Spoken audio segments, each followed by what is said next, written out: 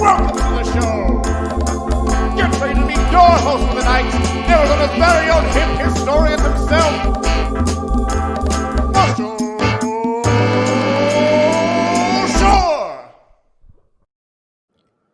Well, hello, good evening, everybody. I want to welcome you all to Arizona History Happy Hour, our special edition, You Don't Know Herb. So I want to welcome you all and thank you so much for being here. So this is our 22nd show that we've been putting on this lovely, and I did this last night and realized I put September 16th, which is actually the 17th.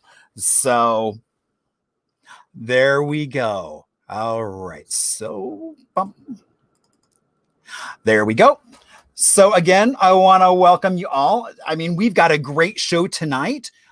We're going to talk a lot about Herb, former resident of Scottsdale, and kind of some of the stuff around him, as well as we're going to talk about Waylon Jennings, a little tiny town that you might never have heard of called Nutrioso, that actually has some music history to it as well, and lots of other fun stuff. So this show is made possible by folks just like you doing small donations, whatever you can afford. Everything makes it just that much easier. Now, I also do have a sponsor in AARP, and a message from them is now more than ever. There are critical issues on the line in this election for the 50 plus. AARP has adapted to the reality of the 2020 election year. We're working hard to make sure voters can vote safely and know their voting options. We're speaking up to candidates to remind them that the 50 plus voters are watching. Until Election Day, AARP will fight to make sure voters 50 plus can make their voices heard. And also, I will ask, if you are watching this on Facebook, if you can please click that share button on the lower line, so that way all your other friends will know how much fun we're really having as we get a chance to talk about Arizona history. Now, I originally started doing this 22 weeks ago as just kind of a way to share stories, because I realized a lot of what I do is chat with people and share stories and get a chance to hear their stories. And that was not happening. So I decided to put this little show together as a way to just keep sharing the Arizona love. Now, if you'd like to reach out, you will notice if you're on YouTube or Facebook, you do have a chat session that you can chat in over there. We'll be talking more about that later on, as well as if you'd like to reach out to me either after the show or for something, you can also follow me on Facebook. So you can reach out on Facebook, which is Marshall Shore Hip Historian. Follow me on Instagram, Hip Historian, or even throw me out an email at Hello Hip Historian. And I'm happy to say I have a new website that keeps getting better every week, and that is hiphistorian.com. So please go there and check out information for some future events that are coming up as we all figure out what's going on. So my name is Marshall Shore. I'm also known as the Hip Historian. Now you might want to know, how does one get a name like the Hip Historian? Well, you know, a little over 20 years ago, I was working in a library in Brooklyn. There it is, a lovely little Carnegie building. And if you look in front of that building, you'll see a little bit of snow, which is one of the reasons why I decided to leave the Northeast and move to the desert, where things were a little warmer, but you know, there was no snow. So we loaded up everything we owned into a U-Haul and ventured west. And promptly moved into a lovely little 1956 ranch that, as soon as we got it, decided it was time to paint it instead of beige and various versions of beige, I'm happy to say now it is a lovely seafoam and cantaloupe. Now that's actually what my kitchen looks like today. All that buttercream yellow tile and push buttons for the stove or the matching stovetop in the wall, as well as an oven with no window. So if you're baking something and you want to check on it, you've got to oh so carefully open, but even more gingerly shut that door. Because otherwise, whatever you're baking will fall, and nobody wants that. And you'll notice I'm donning a cowboy hat because of Mr. Drinkwater. And even, let's see, and if we go here, if you take a look, I found this great little vintage ad for Levi's that I thought was very appropriate as we talk about the most western city.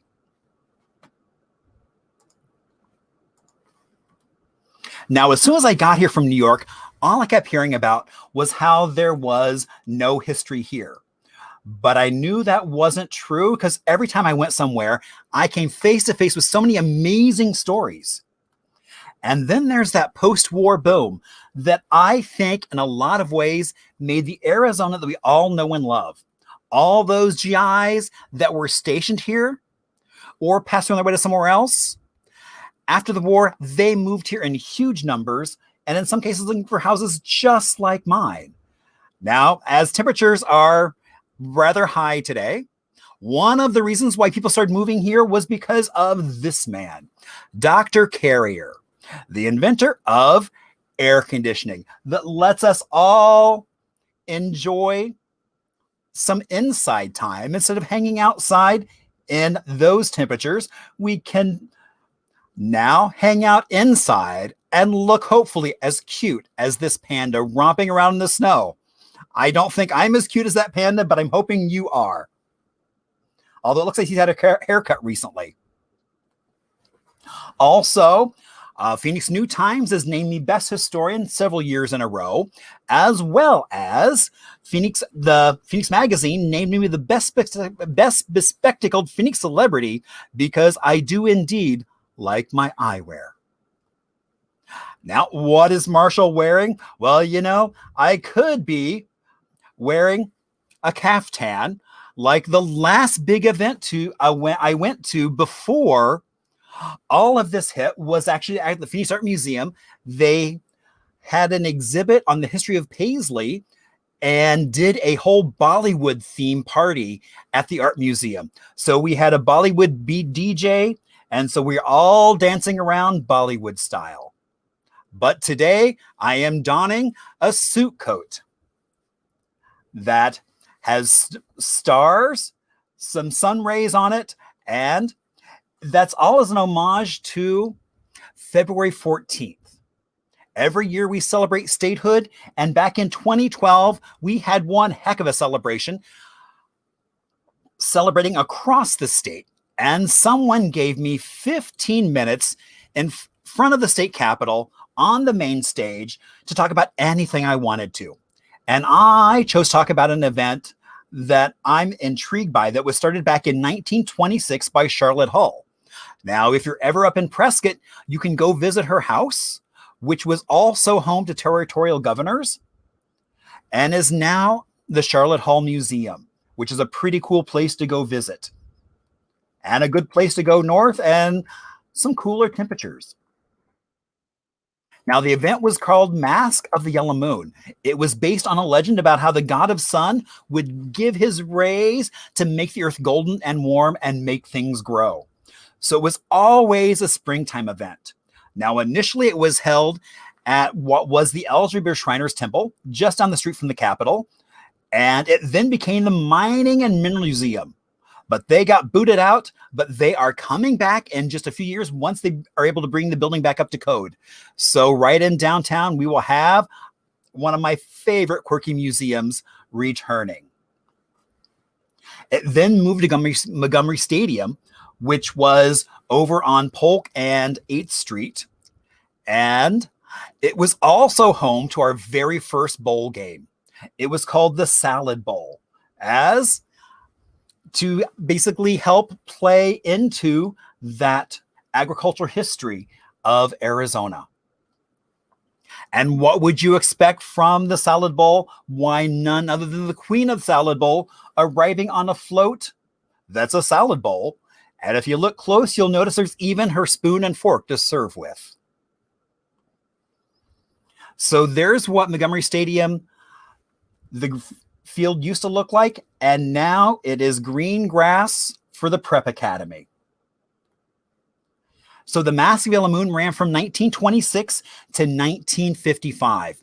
At its height, it had about 5,000 high school and college students performing. It was touted right up there with Mardi Gras as something that everybody in the country should come and see. And a lot of people did. It was woven through the curriculum of the high school, so everybody had a chance to get involved. Here you had the debate club doing skits. You had multiple marching bands in front of these really large sets, as well as lots of young ladies in amazing costumes that were designed by students and made by the home economics classes. And I was lucky enough to find a few of those dresses in a box. And so I was able to convince 3 amazing friends to put on those dresses. These are all dresses from the late 30s. Now, you can probably guess I'm not a very good wallflower. I don't like to blend. I like to be noticed. And so I talked to my friend Glenn, who rolled in town in the early 50s as a sign designer. And the first sign that he touched and helped kind of revamp was the Buckhorn Baths out in East Mesa. And that sign is still standing today and still has lots of neon that works on it. And so Glenn painted a jacket that was an homage to the Arizona state flag. It then got me thinking about, well, why just have one suit coat when I could have a whole variety of local artists create suit coats on a variety of themes? So that way I can dress up on point for any occasion and still be overdressed. Now, one of the reasons I always like to talk about the Mask of Yellow Moon is because it was such a huge event for so many people, but also because you never know where the next part of the story is coming from.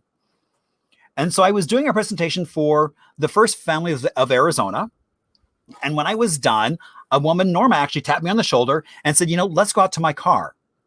And we went out and she pulled this dress out. This was her mother's dress that she wore in the Mask of the Yellow Moon. And she even had the programs to go along with it that were 1928 and 29. Now, actually, I just got a hold of her phone number, and I'm going to make sure I get a chance to take a look at that dress again and go through those programs and find out exactly what number and what year this dress was worn in. But it's in spectacular condition for being late 20s. I mean, those butterflies are still so vibrant.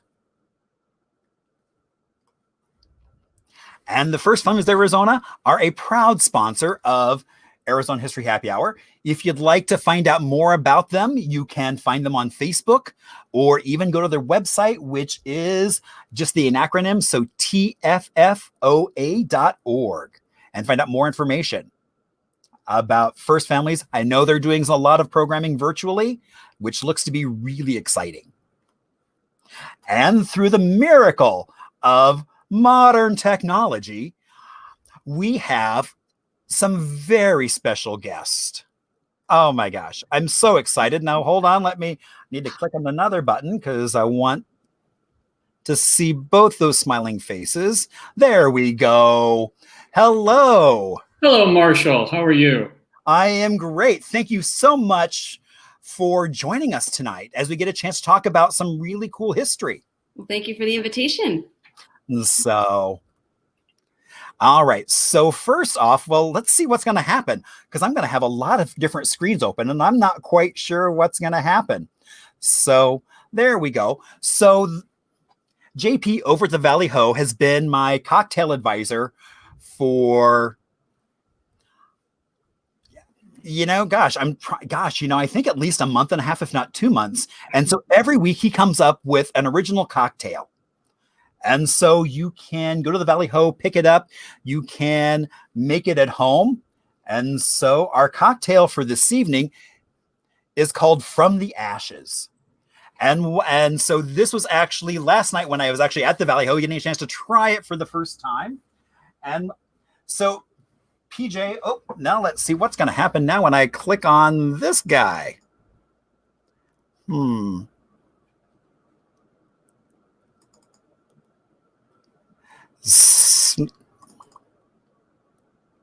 let's see.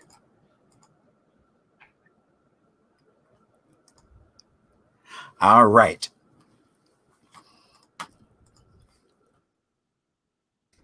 So there are the list of ingredients for From the Ashes. And one of the things I love is that PJ made this cute little kit that you can use for the cocktail.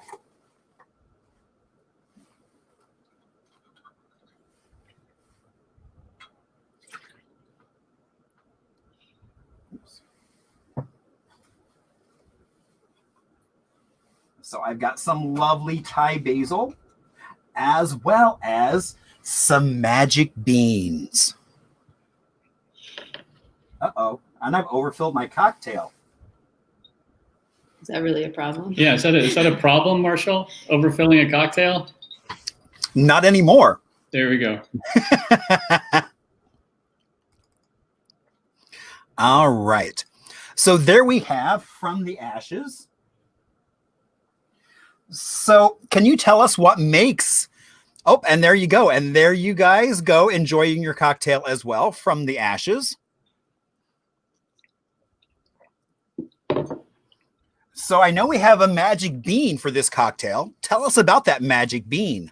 Well, we're going to be talking more about it when we get into our trivia questions, of course. But what makes the From the Ashes special, that bean is a mesquite bean from right here in Scottsdale. Exactly. All right. So let's see. So now it's time for a little segment I like to call Show and Tell. And so I always like to bring things out from my collection. And so this is from Paul Shank's Gracious Dining at the Safari Hotel. It's an ashtray.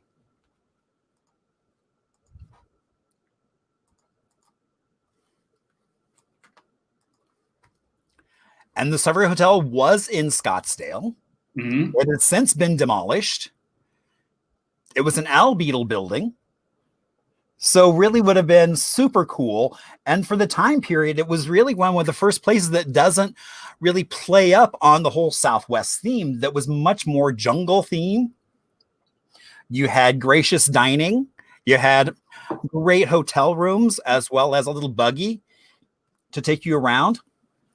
And it was known for Paul Shank Gracious Dining, an unforgettable Epicurean experience. Ah, indeed. And the building was torn down. I think it was torn down in the 80s. It's definitely gone through several iterations. You know, as I remember the Safari Hotel very well growing up here, being a Scottsdale native, because the restaurant at the Safari Hotel was my family's choice for special holiday brunches.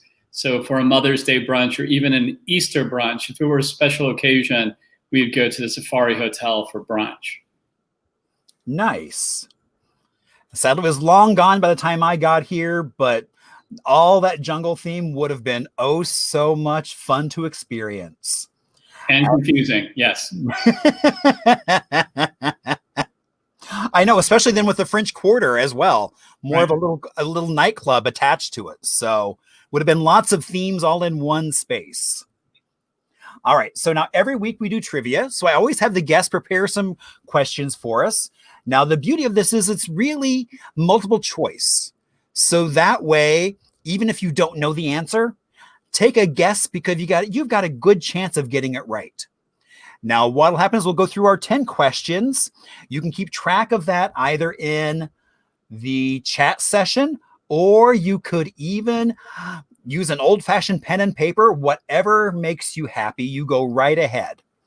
And we'll take a little break for some Arizona music history, and then we'll talk about the answers and tell some of those stories of the answers.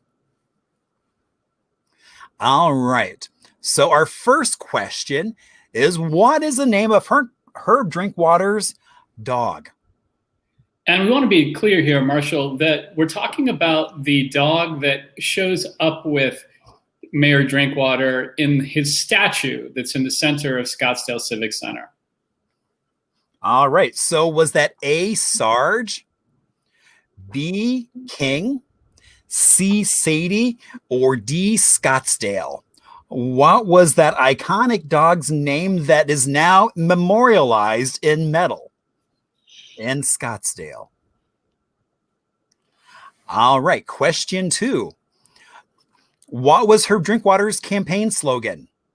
A, Herb and Scottsdale, something special. B, everything is peaches with Herb. C, give time to Herb. Or D, lead your horse to Drinkwater. Which one of those was Herb Drinkwater's campaign slogan? And again, we understand that he had many different campaign slogans for his different campaigns, but one of these is real and 3 are definitively not his campaign slogan. And I have a feeling people should be able, there are a couple that you can probably just go ahead and nix off, but that's half the fun of this, is just taking a stab at it. All right, question 3. For how many years was Herb Drinkwater mayor of Scottsdale?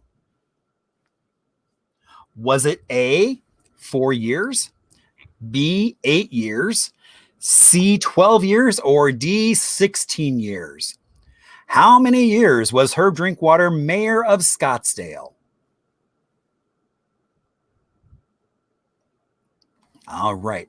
Question 4. What was Herb Drinkwater's profession?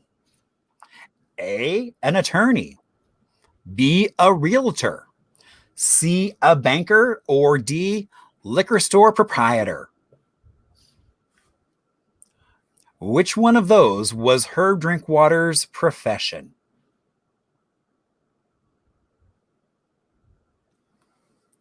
All right. Where was Herb Drinkwater's liquor, cheese, and fine wines located? A, North Scottsdale. B, Old Town Scottsdale. C, Central Phoenix. Or D, Main Street Mesa. Where was Drinkwater's liquor, cheese, and fine wine located? That's a funny name for a realty.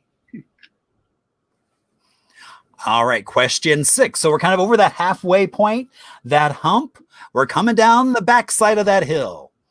What historic honky tonk was Drinkwater's liquor, cheese, and fine wines neighbors to? A, the Rusty Spur. B, Gillies West. C, Handlebar J. Or Porter's? What historic honky tonk was right next door to Drinkwater's liquor, cheese, and fine wines? True or false? Herb Drinkwater regularly held Scottsdale City Council meetings at the bar in his home. Was that true or false? People might be surprised by the answer. See, and here we get into more magic bean talk. All right. When do you harvest mesquite beans? A, off the tree before they turn brown. B, off the tree when they rattle when shaken. C, after they've fallen to the ground. Or D, after the monsoons. Or this summer, as we've had, I've heard the term non-soons, because we didn't get much rain. All right, we're coming to the home stretch now. 2 more questions left. How can mesquite be used? A, as a sweetener, B, as a coffee substitute, C, as a gluten-free flour or meal, D, as an antiseptic. How can mesquite be used? Amical Odom, formerly known as Pima, referred to the mesquite as A, the sugar tree, B, the tree of life, C, the bean tree, or D, the tree that drops pods for what seems like months. Like, seriously, I just swept that, vacuumed, and now I've got to clean up more. Oh, they probably didn't have vacuums, but all right. So while you're gathering your thoughts on all those answers, putting them together so that way you can see how well you did on our trivia quiz. But that's not the goal. It's more fun to when you'll leave, you'll know more about Herb than you might have known walking in. All right, so we're going to talk a little bit about some music history. And so Waylon Jennings, who was born in 1937, and he was an American singer, songwriter, musician, and is probably best known for one of the founding musicians of the outlaw movement. Now, he started playing music at the age of 8, traveled around, formed his first band, the Texas Longhorns, played across Arizona from Riverside Ballroom to Coolidge to Scottsdale. But I thought, one of the most interesting things I thought was back in 1958, Buddy Holly had arranged a recording session for him, and he was hired to play bass. And he gave up his seat on that 1959 plane crash that killed Buddy Holly, the Big Bopper, and Richie Valens. Yeah.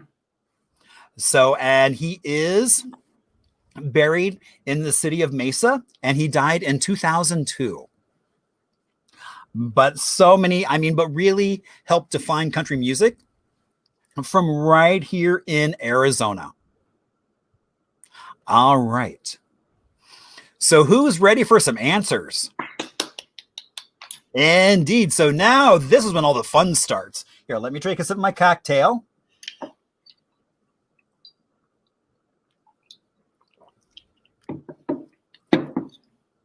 All right.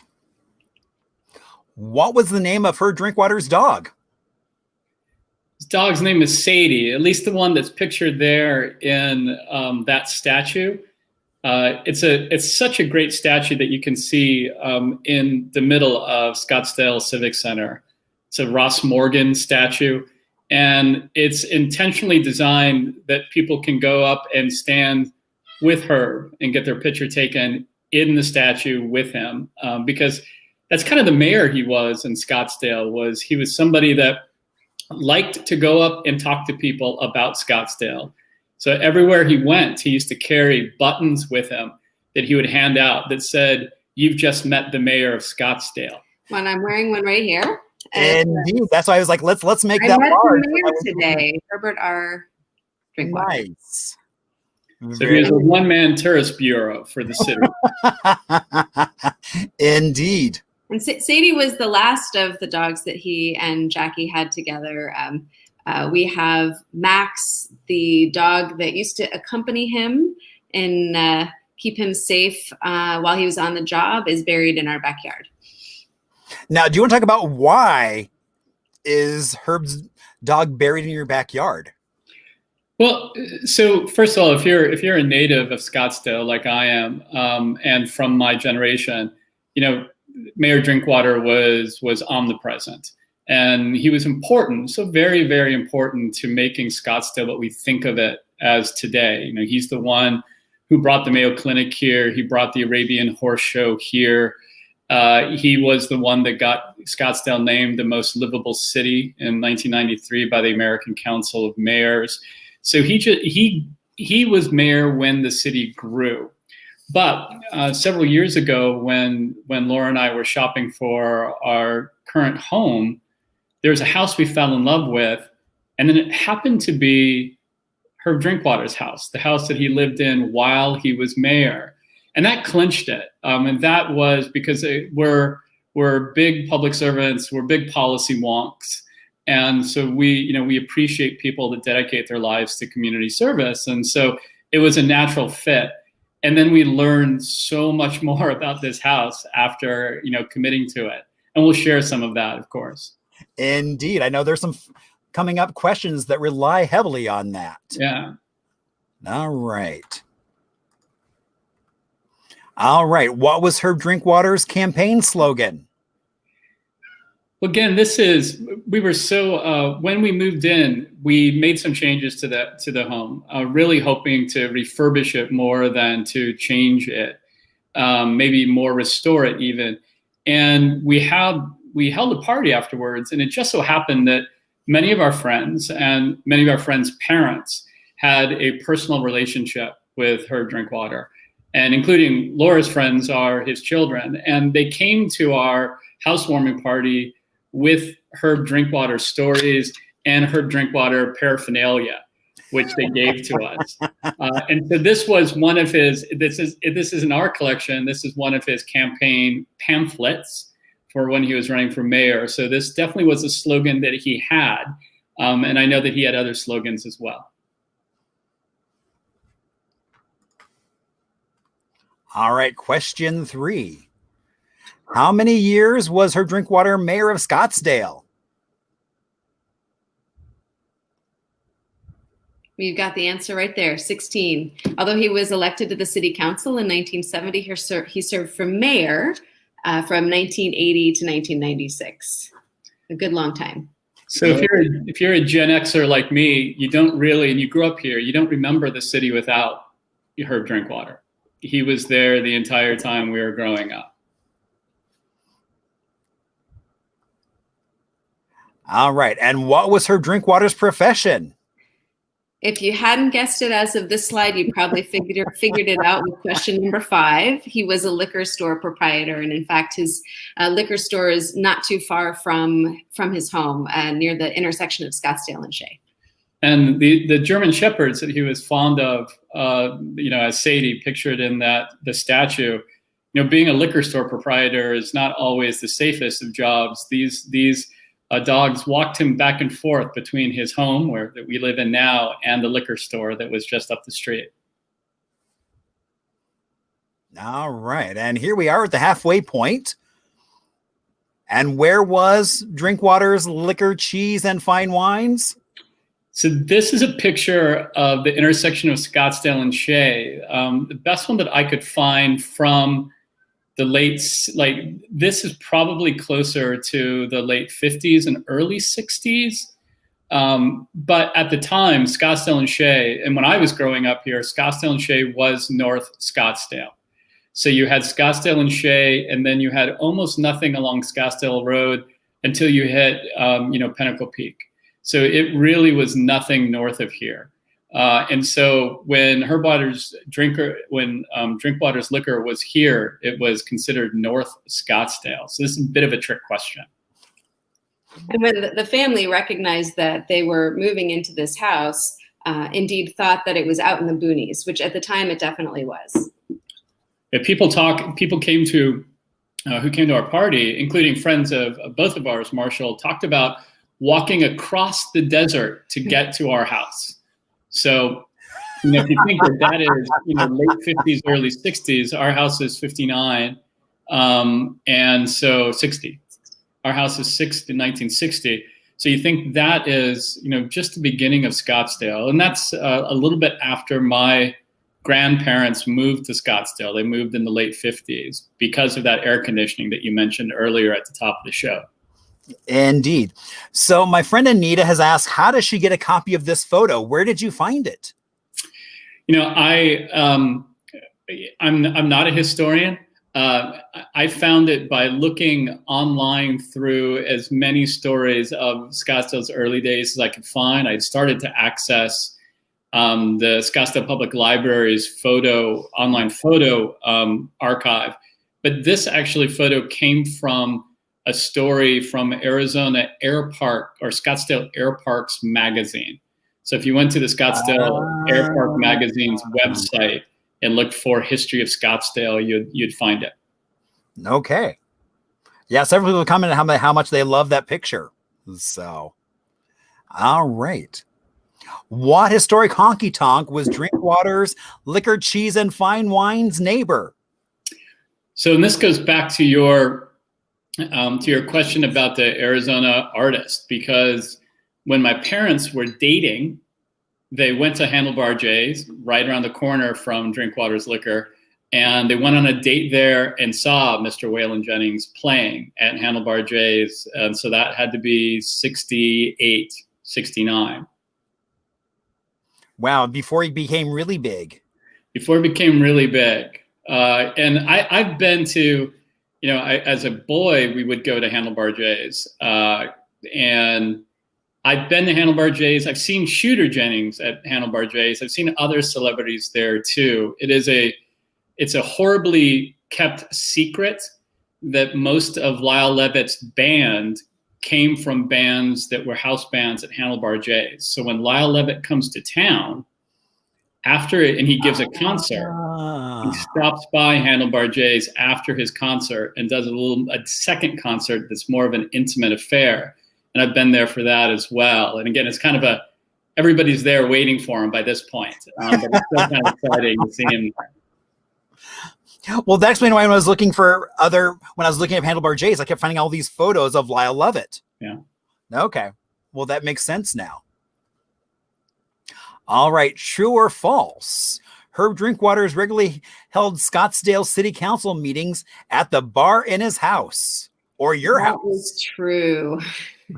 Yeah. So the bar, as you see it in this picture, is how it appears in our home currently. The left side of it there used to extend another good 10 feet. We had relocated it from the center of the room to the side of the room, and saved the tiles, which we've used in other places on our outdoor area and in our kitchen. And we call them the Drinkwater tiles, even though they have some official name, I think.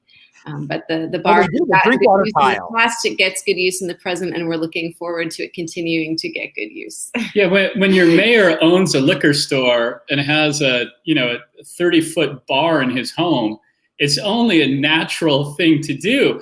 And just think about how much better, how less vitriolic our political discussions would be if you were standing at a bar with a lovely cocktail, enjoying your neighbors and your council persons. It's the case, though, that the families of the city council members would join them and would play out in our pool while their parents were attending these city council meetings. So it wasn't a city council meeting as much as a family affair. And I love that vision. In fact, contemporaries of ours whose parents were on the city council with Mayor Drinkwater, I'm thinking of like Sam Campana, Katie Campana, Cassie Campana, were swimming in our pool while Sam was at a city council meeting here at the bar that you see there. Making important decisions. And those, the lights that you see there too were original as well. Oh, very cool. So yeah, we just picked up and moved the bar, and then we relocated the actual lights too. Nice. Very good. All right. So now we have some magic bean questions. So when do you harvest mesquite beans? You pick them off the tree when you shake them and you hear a little rattle, but specifically to some of the other options that were listed there, definitely before monsoon season. If you wait until after the rains, then they're likely to become tainted with aflatoxin, which is a known carcinogen. So you want to avoid harvesting your mesquite beans after the rains. And that is our home there. That used to be, inhabited by the Drinkwaters, and that's a mesquite tree out in front of it. And that's the mesquite tree that contributed the beans that were used in PJ's cocktail and in the bitters that were used in that cocktail as well. Very nice. So can I pick them up off our driveway? No. You don't want them to fall because they are very much susceptible to bugs, and bugs will get into them. If they fall and hit the ground, you're more likely to have bugs in them. So you want to get them on the tree after they've changed from their green color, but depending on, there's many, many different varieties of mesquites. And depending on the variety, that depends on how dark it'll get, because some will develop like dark brown stripes, others will just turn a yellow. But what you can do to find out if it's a mesquite that you want to use is pop it off the tree. Here, if you know it rattles, put it in your mouth and chew it a little bit. Don't bite down hard, just chew it almost like you're chewing bubble gum. And you'll notice that it will release just a tremendous sweet, very nuanced flavor. If you like that flavor, pick those beans. If you don't like that flavor, find a different mesquite tree. By the way, our neighbors to the south in Tucson, the Desert Harvesters, they really put out the best book about using mesquite in cooking. So keep holding that up. I'm going to make it so people can see it. Oh, wow. And it's an organization it's a co-op actually down there called the Desert Harvesters, and just a wealth of information and recipe suggestions are in here. When we decided we were going to start to try to eat our mesquite and use our mesquite more, it kind of became a Bible of ours. And so far we have used the mesquite for, and this relates to your next question, I think, coffee. We've put it in pancakes, scones, breads, and we have also used it to brew beer. Oh, wow. Didn't even think of mesquite beer. Yeah, so it's all of the above. It's sweet, so it has a high sugar content. So it isn't a perfect substitute for flour, although we have ground it and used it. It's more of a meal than a flour. And we've used it in recipes with other flours in cooking. Wow. And you're right. I just took the bean from my cocktail and started chewing on it. Isn't that an interesting flavor? It is. And then if you roast it, it's called desert coffee. If you roast it, and you can pan roast it or roast it in a solar oven or even in an oven on a low setting, the beans will eventually get even darker. So the beans that we use in our cocktail, we roast it. When their skin gets the color of a coffee, you can grind it like coffee and filter it, and you get a coffee-like drink. It doesn't have caffeine, but it has a smokiness to it that's wonderful. It's got a sweetness to it. What we like to do is use mesquite grounds in addition to coffee grounds. So we grind up some beans and we grind up some mesquite and kind of go 1-to-1 and make a mesquite coffee blend. So you've got a natural sweetener in it that is that's very low on the glycemic index, and it just adds a richness and smokiness to the coffee. Wow. All right, and our final question: what the Kielum Odom from Pima? How did they refer to the mesquite? It was the tree of life. We hear our neighbors all the time referring to it as that tree that just won't stop dropping beans. I'm serious. I just finished cleaning it up and there's another pile. In fact, when we've been outside harvesting or even harvesting around the neighborhood, because we have about 4 trees on our property that give a lot of beans, but we've been sending some to friends across the country that are experimenting with cooking. And so we went to a couple of neighbors' house too, and we were out front picking their beans, and people stopped us and be like, I just get mad at those. I didn't know I could eat them. They just annoy me. I've just been sweeping them up, and you're telling me I could do something with them? You absolutely can. And, it was a wonderful, COVID discovery of ours. Yeah. And another factoid from history is that the Pima would use all parts of the mesquite tree, not just the beans. But the prior slide you saw that it's used as an antiseptic. The leaves are brewed like a tea and used as an antiseptic or an eye wash. And then also one of the early known uses was of the thorns as a needle. So beyond the beans, the thorns and leaves and wood, of course, for burning have good function as well. Hence the label, the tree of life. Well, and I know, and I love the fact we were talking about, even on your property, the different trees have different flavors. Yeah. So it's like one of my favorite restaurants, the Coronado, used to do a mesquite snickerdoodle, and they stopped making it, and I couldn't figure out why. And so I actually ran into the chef and I asked her, why did she stop making them? And it was because her source for mesquite, that woman had passed away, and she could not find that quality of mesquite. Yeah, you just have to keep, it's funny, you have to keep tasting. And before we approached our neighbors and asked the different ones if we could use their tree, we would be out for a walk or a run in the morning, and we'd be stopping and picking little mesquite and chewing them to see which of our neighbors has the ones that we like, right? So I'm sure that we raised some eyebrows doing that as well. Well, and I love, so someone just posted that mesquite sap is an amazing stomach tonic. Yeah, the sap as well. Wow. So really, it really is a tree of life, because you can use it all for a variety of things. And of course, if you've got an outside oven, if you're baking outside, baking wood, or baking bread, or baking or an outside pizza oven, you already know that you want that mesquite wood if you can find it, because it burns hotter, it burns longer, and it imparts just that wonderful flavor to everything that you're baking. So it is the tree of life, Marshall. They were right. No, that's really cool. I didn't realize the mesquite had so many different uses. I mean, because I know at the farmer's market, I've seen mesquite flour. And we have found too, that there isn't really one time for harvesting, which is why, like, the rule of thumb is finding, because we over the course of really 6 weeks, we took different batches of mesquite off the same tree. So there would be a batch that would be ready, and then we'd come back 2 weeks, and we would get, another couple bushels, and then we'd come back. And that's the other fascinating thing, is it just becomes this kind of regular, it just is constantly producing for most of the summer. Wow.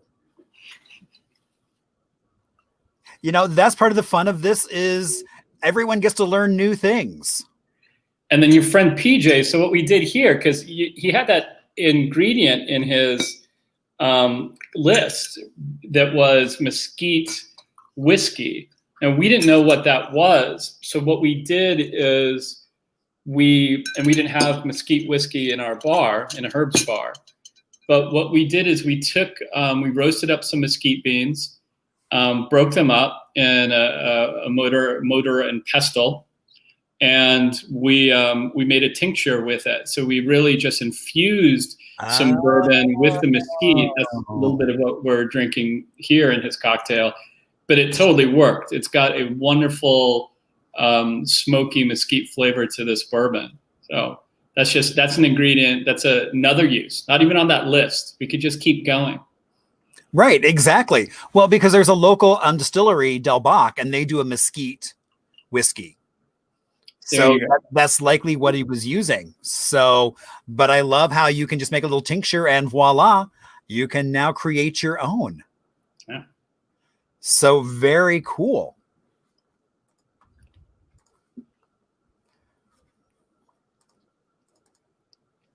Well, Brad and Laura, thank you so much for joining us this evening. You're very welcome. It was our pleasure. We're fans of the show and of you, as you know. Oh, and vice versa. So that's why I was so happy to have you guys on, just to kind of share a side of yourselves that normally people don't get a chance to see. I mean, including that beautiful oven hood behind you. Talk about the. Right. Yeah. So we were talking with our contractors, and they were giving us a punch list, and they said, and of course you want to get rid of that, the hood on your fireplace. And we're like, what are you talking about? You're not allowed to touch that. And they said, you got to be kidding me. They're like, that's so jivey, copper. And we're like, no, just don't touch it. Just leave that as it is. And we love it because, again, it's original to the house. And it's copper. It is the hood over the fireplace that's kind of in the kitchen sitting area of the house. It's also the case, this is where the Drinkwaters took the picture. There are many of their holiday photos was in front of this fireplace. So that's neat too. But it's so warm. It's so very much Arizona, I think, too. That copper, one of our 5 Cs, and it fits. And that same contractor, when we were all done, said, "Okay, you were right. You're right. Leaving it in was a good move." You know, having just gone through kind of my own like little home renovation for far too long, getting contractors to realize, no, I want it original. I don't want new stucco. I don't want 2020 things. I want 1956, like what was originally here.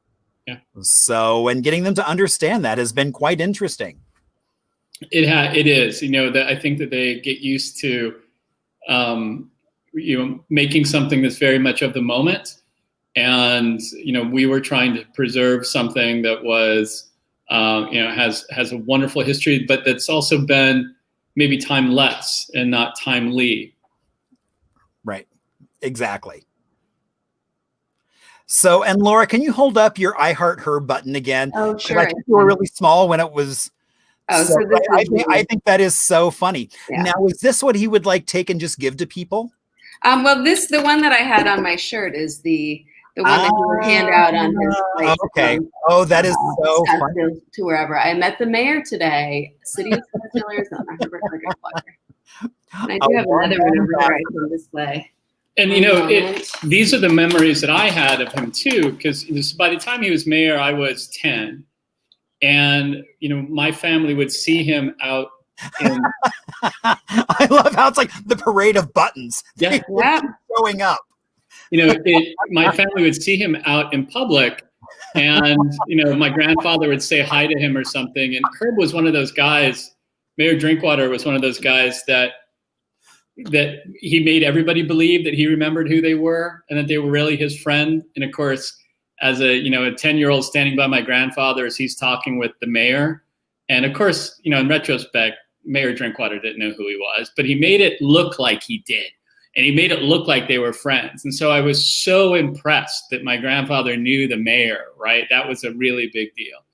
But those are my memories of him. Incredibly warm, and really focused on making, Scottsdale at the time, it was supposed to be, centered on community and family and enjoying the desert and enjoying everything that our region has to offer.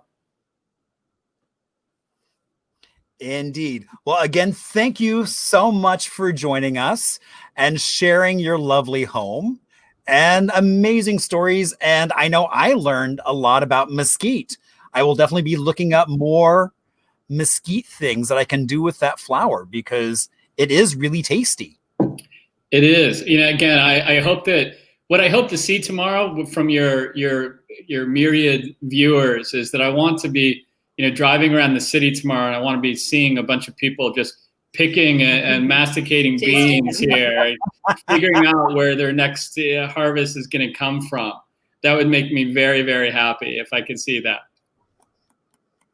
I'll out there chewing on some beans. That's right. Well, and again, it was, if you think about where we went through that flour shortage at the beginning of the pandemic, you couldn't get flour. Yeah. And yet here we are in this region in our neighborhood, there is flour literally on the trees. It's there, it's falling off the trees, and people are sweeping it up and they're mad at it.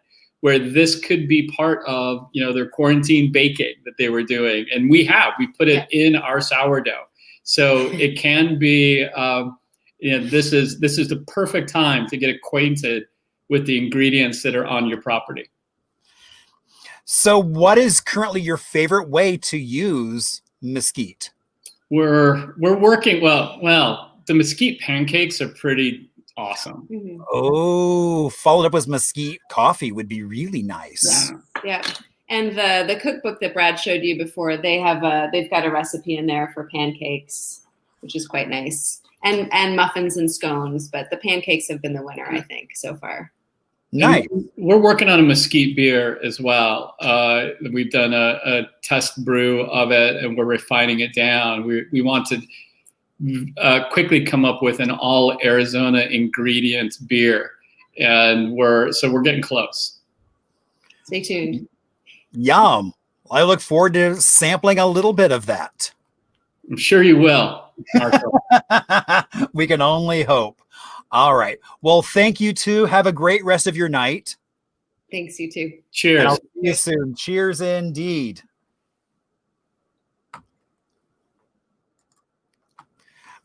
Oh my gosh. That's part of the fun of this is always learning more and more. So who knew Mesquite was good for so many things? That's just incredible. So we're coming up to our last segment, which is Little Arizona, and really focusing on towns of 1,000 people and less is kind of what I strive for. Now, probably what a lot of you might not realize is I grew up in a small town myself out in the Midwest in Indiana of about 25 people. And so I have a special affinity, I think, for just that small town lifestyle. And so the more and more I kept reading about this little town called Nutrioso, which is kind of stuck right in the middle of Eager and Springerville, but it has a population of about 26 people. So not a big town at all. Very comparable in terms, I think. And even looking at photos of it, it really reminded me of the little town I grew up in called Odell. Now, Nutrioso, the name comes from a combination of two Spanish words, nutria and oso. So basically kind of like a beaver-like animal and bear. So I would be led to believe that at one point Nutrioso had lots of beaver-type animals and lots of bears, which is not the case anymore. Now there's probably more people than you'll find bears or beavers floating around there. Now, it's right on the border, not far from New Mexico as well. Now, it's also on what is designated as the Coronado Trail. And that is the area, that whole little Coronado Trail is famous because that's where Francisco Vázquez de Coronado went on his search for the 7 cities of Cibola. And so that is now a designated kind of a trail that you can drive that's a scenic byway through there. And indeed, they do have a post office. Now, in the late 1800s, there were lots of Mormon ranchers there. So you do wind up with people living there full time that aren't ranchers, that I think are really just enjoying the weather and being there. And it also has a little bit of music history as well. So Billy Maxwell, who was, from what we can discern, she is the first Arizona musician ever recorded. And so she grew up in this little town of Nutrioso. And so we'll do more about her in a future episode, and as we talk more about Arizona music history. But because she is probably the most famous person to come out of Nutrioso, I thought it was important to kind of highlight her. Now, there's also a new term that I've heard called Zoomtown, which is kind of in this whole kind of, as we're going through lots of changes, people are now starting to figure out that they can work from other places other than just an office. And, maybe Nutrioso would be a good little Zoomtown to go hang out in and work from your Wi-Fi, your hotspot right there.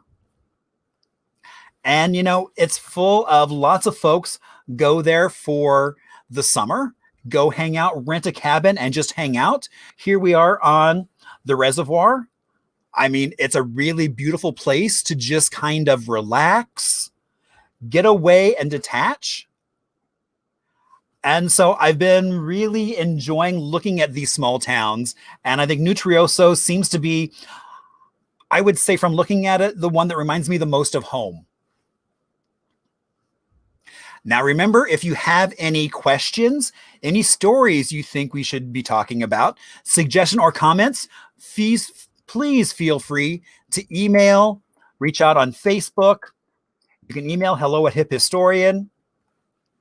Next week, I'm excited to say that in honor of Jim Henson's birthday, we are going to be talking about, I could say puppet history of Arizona, but it also leads into a little bit of just humanoid things, that small human looking things, which you'll understand next week. But it will be a very interesting show as we get a chance to talk about some really cool puppets. And this is myself. So actually had this puppet made for my 50th birthday several years ago. And so we're just now closing out my birthday week.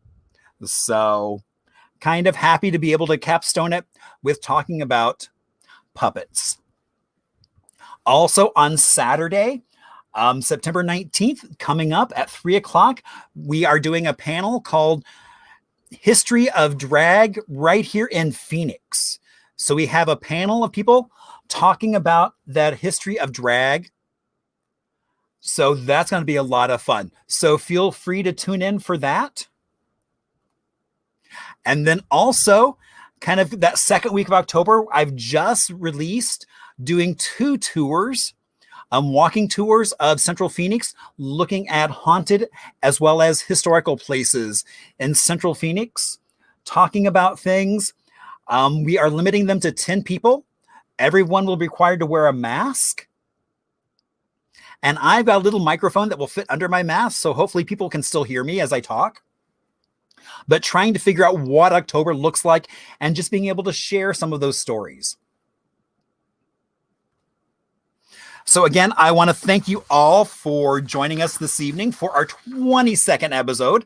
And let's give a huge round of applause to Brad and Laura for sharing a love of Mesquite and Herb Drinkwater. Now, also remember, this show happens because of folks just like you.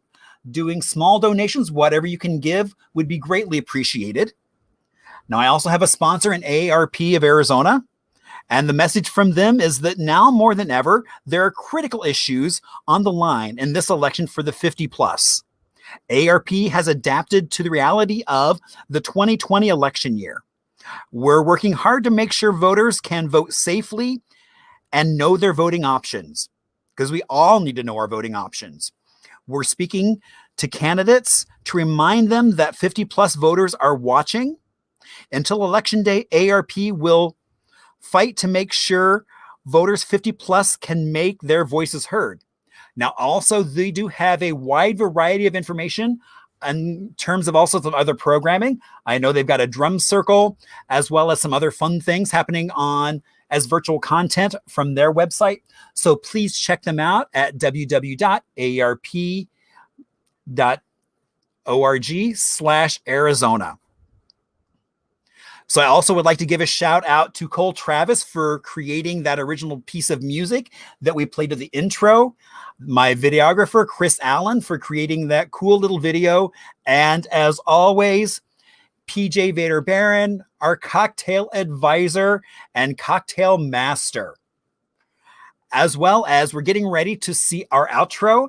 And that is a collection of found images and footage, as well as music from Mr. Ho, who grew up right here in Scottsdale and is now on the East Coast with his own orchestra playing what he likes to call orchestrotica. So again, thank you all so much for being here, and have a great rest of your night, and stick around and watch our little outro video, and have a great rest of your night.